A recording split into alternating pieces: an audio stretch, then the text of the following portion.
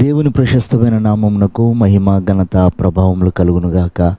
వీక్షిస్తున్న మీ అందరూ కూడా నా యొక్క శుభాభివందనాలు తెలియజేస్తున్నాను. ఈరోజు మన దేవుని వాగ్దానం 2వ దినవృత్తాంతముల గ్రంథము 19వ అధ్యాయము 7వ వచనం. యెహోవా భయము మీ మీద ఉదయించును గాక. ప్రియమైనటువంటి వారలారా, ఎక్కడైతే దేవుని భయం ఉండదో అక్కడ ప్రతి నీచ కార్యం ఉంటుందని బైబిల్ సెలవిస్తుంది. అయితే చాలాసార్లు లోకమంతా కూడా క్షణికమైందని, శపితమైందని, శిథిలమైపోయేదని, పాడైపోయేదని, పాపంతో నిండుకుందని మనకు బైబిల్ సెలవిస్తుంది. అయితే దేవుని బిడ్డలు లోకంలో జీవించినంత కాలం అవన్నీ కనిపిస్తున్నా, వాటన్నిటి మధ్యలో నుంచి మనం నడుస్తున్నా, అవేవి మనకు అంటకుండా వాటి వల్ల మనం ఎలా నష్టపోకుండా కాపాడబడాలి అంటే దేవుని యొక్క భయముతో కూడిన కిరణాలు మన మీద ఉదయించాలి.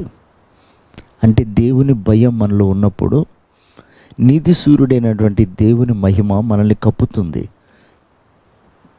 పాడు చేయకుండా కాపాడబడుతుంది. ఆ భయమును బట్టి, మనలో ప్రకాశిస్తున్న దేవుని వెలుగును బట్టి ఆ చీకటిలో ఉన్న ప్రజలకు రక్షణ కలుగుతుంది. చూడండి, ఐగుప్తులో యోసేపు ఉన్నాడు, దేవుని భయముతో ఉన్నాడు కనుక దేవుని కిరణాలు తన మీద ప్రకాశిస్తున్నాయి. అదెవరు చూశారు? అపవాది చూశాడు. ఎలాగైనా పాడు చేయాలి అని ఎన్నో ప్రయత్నాలు చేశాడు, హింసించాడు, శరీరపరంగా అతన్ని శోధించారు. కానీ ఆ కిరణాల వెలుగుకు వాళ్ళు తట్టుకోలేకపోయారు.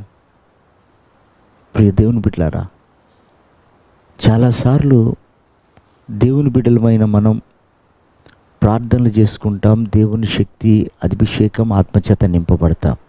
కానీ లోకానికి వెళ్ళగానే మనం ఆకర్షితులమైపోతుంటాం.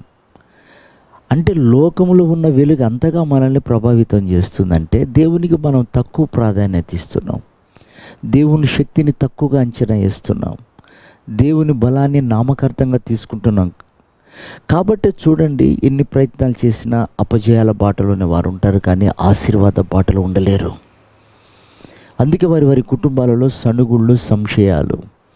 ఇశ్రాయేలు ప్రజల అరణ్యంలో నడుస్తున్నప్పుడు ప్రభావంతో కూడినటువంటి ఆహారాన్ని, శ్రేష్టమైనటువంటి దాహాన్ని వారు తీర్చుకున్నప్పటికీ వారి మనసులో ఉన్న ఐగుప్తి ఆలోచనల చేత ఆకుల వలె అనేకుల అరణ్యంలో రాలిపోయారు.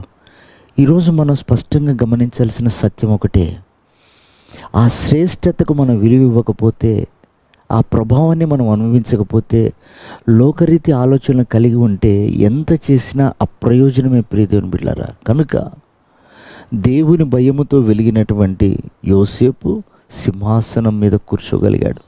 రేపు మనకొక సింహాసనం ఉంది, మనకొక కిరీటం ఉంది, వాటిని పొందుకోవాలి.